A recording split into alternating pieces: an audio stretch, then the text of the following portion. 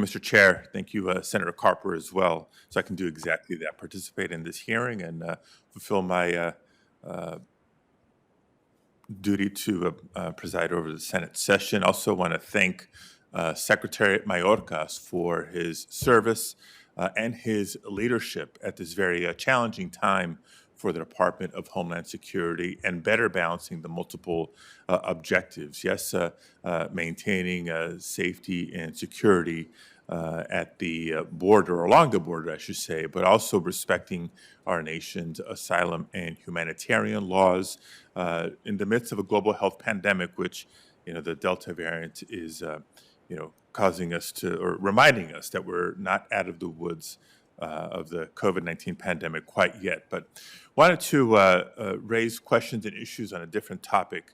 Mr. Secretary, last month, as chair of the Senate Judiciary Subcommittee on Immigration, Citizenship, and Border Safety, I held a hearing on the subject of military naturalizations and deported veterans.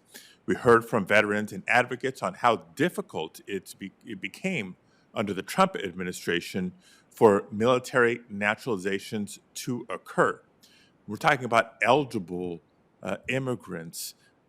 It became more difficult to go through the naturalization process, and we heard a number of heartbreaking stories of families torn apart because of harsh immigration laws and a more difficult process than necessary.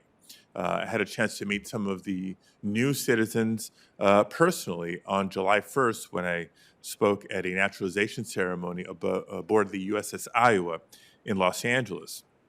So I was pleased that shortly after the hearing, you made an announcement that the department was working with the Department of Veterans Affairs and Department of Defense to ensure that veterans receive the benefits they deserve and those who have been deported might be able to come home again.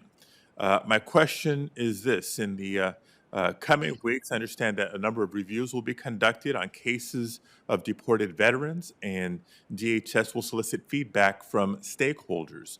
Can you provide any more details on what resources, such as staffing or any interagency agreements, have been established to further this specific goal, and what the timeline is for reviewing the cases of deported veterans and their family members?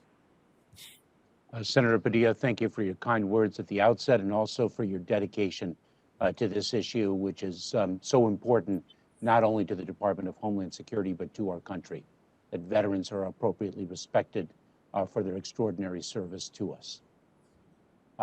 Since we spoke about this first, we have indeed embarked upon a number of initiatives. Number one, to remove barriers to naturalization for those veterans who are eligible for that benefit, and two, to embark upon a concerted effort across the department to see that veterans who have been unjustly removed, unjustly deported from our country, can be returned. And just over the last few days, I selected a leader of this initiative within the Department of Homeland Security who's dedicated her career to this effort. And we are drawing upon the different agencies within DHS and across the government, and we are partnering with Secretary McDonough and the Veterans Affairs Administration to achieve this noble and imperative goal. Okay. Thank you. I want to ask you a question on the subject of wildfires. California's 2020 wildfire season was the worst on record. We experienced 10,000 fire incidents, more than 4.2 million acres burned, and more than 10,000 structures damaged or destroyed. In 2021, there are already 7 large fires burning in California. It's only July. The largest of these fires, the Dixie Fire, has already burned nearly 200,000 acres, and as of yesterday, was only 22% contained. FEMA, specifically Region 9, has been an excellent partner for California as we continue to weather these unprecedented disasters year after year. But now is the time for increased funding, support, and understanding for the unprecedented times that we're living in, particularly as we see the drought conditions in California.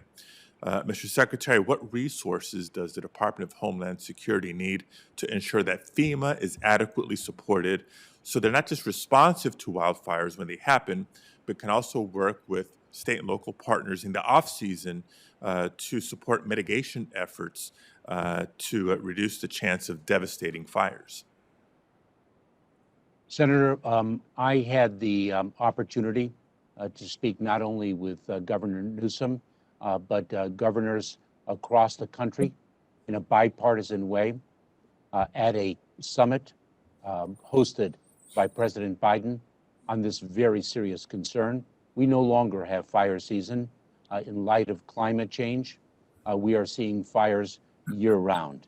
And our budget requests more grant funds for FEMA in support of its firefighting efforts.